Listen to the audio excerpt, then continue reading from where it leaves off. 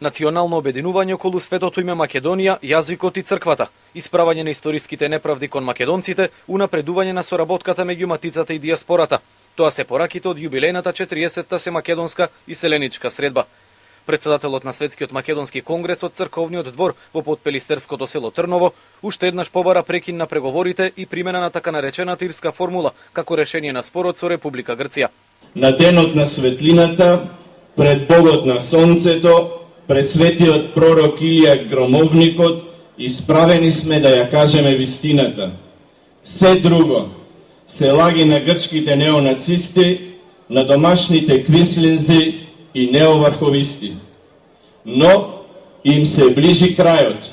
Банкрот, лустрација, па бутел.